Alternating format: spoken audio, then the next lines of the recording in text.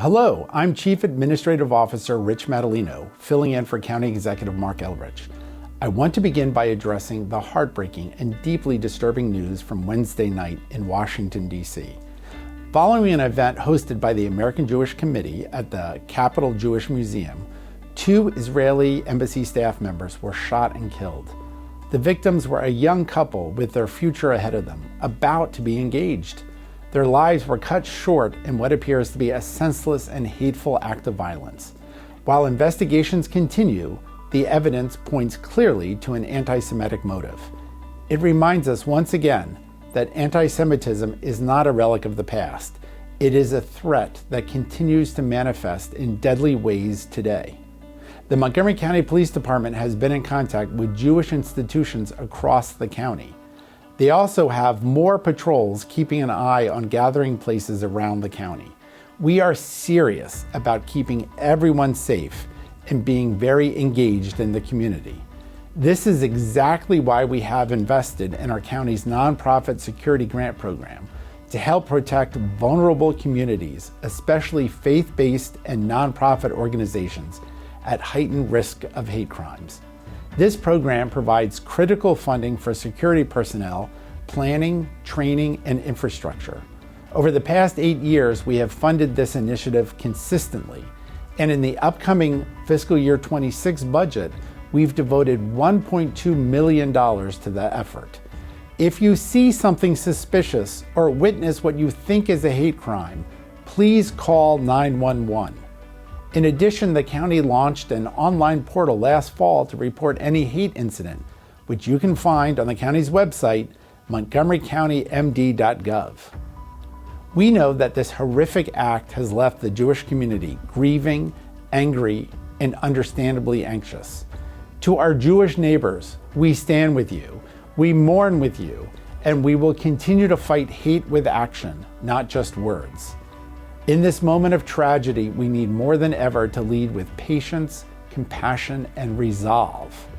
Hate has no place here in Montgomery County, not in any of our communities, not in any of our institutions, and certainly not in our hearts. On Thursday, the County Council voted unanimously to approve the FY26 operating budget. I appreciate the Council's collaboration and their strong support for public education in particular. I'm especially pleased that we were able to fund 99.8% of the Montgomery County Public Schools request, resulting in a record $3.58 billion investment. That means higher salaries for our educators, more support staff in special education, and added securities in our schools, things that are urgently needed right now. Even in this difficult fiscal environment, we made real progress. This budget reflects shared priorities, like our largest ever investment in affordable housing at $312 million, more than $360 million for climate and environmental work, and continued funding for a fare free ride-on bus system to improve equity and access. We also increased funding for mental health and dental health care in underserved areas and expanded public safety tools like the police department's Drone as First Responder program.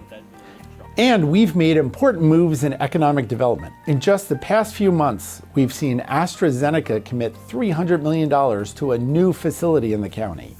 The $2 billion Viva White Oak project took a big step forward, and the University of Maryland anchors a major new development at the North Bethesda Metro Station. This budget supports this momentum with $2 million to recruit a top-tier economic development incubator operator, nearly $1 million more for WorkSource Montgomery, and additional support for small businesses, entrepreneurs, and displaced federal workers. I want to thank the County Council for unanimously supporting these priorities, and thank you to the residents who came to our budget forums, testified, and stayed involved throughout this budget process. Now that the budget is behind us, we need to look ahead. We have to ask, what are we doing now that will help us create a more sustainable budget, increase investments in our infrastructure spending, and provide the resources and programs for the growing demand from those in need? The answers aren't always simple, but if we are focused, honest, and working together, I believe we will get there. Memorial Day weekend is often referred to as the unofficial start of summer, and it is the county's busiest time of the year for tourism. Many families take their summer vacations to visit the nation's capital and decide to stay in Montgomery County to explore our wonderful community. Our county's tourism industry has a $1.9 billion impact on our local economy. Visit Montgomery promotes and coordinates our attractions and events, as well as our culinary and lodging options. Visit Montgomery consistently devises new and innovative ways to attract visitors and support our local hospitality and retail businesses. Recently, Visit Montgomery hosted its first food and beverage showcase. It routinely engages with meeting planners, tourism journalists, and social media influencers. Most importantly, it is a trusted partner and resource for our restaurant and hospitality industry. All month long, Visit Montgomery has been encouraging residents and visitors to enjoy local shops, restaurants, and events as part of Go MoCo Month. They've set up contests for the users of their Visit MoCo app to check in and win shopping sprees and dinners. We know Montgomery County is Maryland's cultural capital. That's because you can easily enjoy urban living, rural serenity, or suburban tranquility all in the same day. Montgomery County is home to 4 of the most diverse communities in the United States, as tracked by WalletHub, and is also home to the most religiously diverse population anywhere in our nation. That contributes to a wide variety of festivals, food, and fun across our county all year long. As our region is currently hosting World Pride for the LGBTQ community, we have several World Pride events across the county. Events are scheduled for Glen Echo and Tacoma Park, and the Strathmore Music Center will be the location for the International Pride Orchestra and Gay Men's Chorus of DC concert on June 5th. Next Friday, May 30th, Silver Spring will host the county's annual Pride flag raising at Veterans Plaza at 6 p.m. ahead of the Live in Your Truth celebration as the start of Pride Month. The drag duels always draw a lively crowd, and now, with diversity, equity, and inclusion efforts under attack by the Trump administration, it is more important than ever to give this group a platform to ensure they will not be silenced and not be erased. And mark your calendar for the capper to the Pride Month when Pride in the Plaza returns Sunday, June 29th. Our efforts to combat food insecurity continue. The Office of Food Systems Resilience has launched a new strategy to expand food recovery, building on the success of programs like Manna's Community Food Rescue. These efforts help provide over 100,000 meals each month while reducing food waste.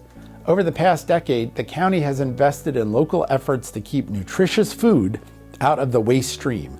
It is estimated that food insecurity affects 35% of county residents, and these food recovery efforts increase food access for more than 106,000 residents each month.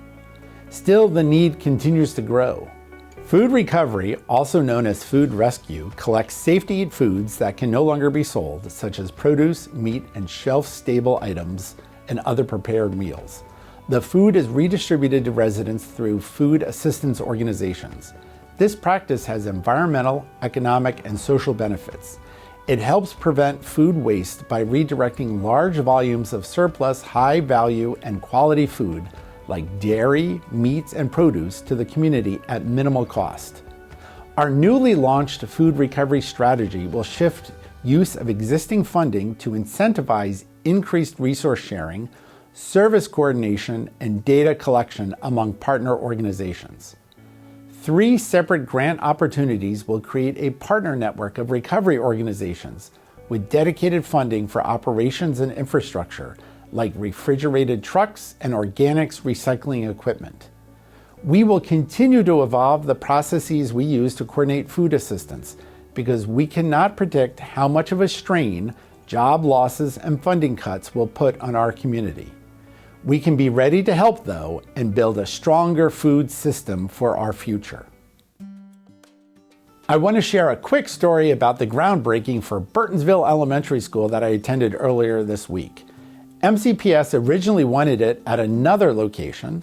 The county executive worked with them to move construction of this school to a new site that's better for families. At the new location, 85% of students attending Burtonsville Elementary will be able to walk or bike to school. This is up from 100% of kids who currently have to take the bus to the old elementary school location. Additionally, the kids who live near the school will be able to use the new facilities, such as the ball fields and playground, easily throughout the year. We are all excited by the $59 million investment in this new school. The groundbreaking of the new Burtonsville Elementary School is another big win for our East County communities, which has seen nearly $200 million in improvements to just elementary schools over the last few years. Earlier this month, we also announced the county's first TIF, tax increment financing, for the transformative Viva White Oak project. And we announced the extension of our Route 29 Ride-On Flash bus service into Howard County. 2 new grocery stores have opened in the East County, Sprouts in Burtonsville and Amazon Fresh in White Oak. The Hillendale Gateway affordable housing development is about to come online, and the expansion of the Montgomery College to East County has been well received. It is exciting to see the county's efforts reinvigorate this area, really paying off in the form of private investments and major improvements. Finally, as we head into the Memorial Day weekend, let's remember those who gave their lives in service. Please participate in one of these many remembrance activities that will occur across the county. As Memorial Day is also the unofficial kickoff of summer, I'm pleased to remind everyone that our 7 outdoor pools will reopen this weekend. They will operate on Saturdays and Sundays only until school is out, except for this Monday, Memorial Day, and then they'll be open day in and day out for the rest of the summer. Also this weekend, Congressional Country Club in Bethesda will host the PGA Senior Championship. Rockville's Hometown Holidays will offer music, food, and family fun on both Saturday and Sunday. That's it for now. Have a safe holiday weekend. We'll have another video for you next week.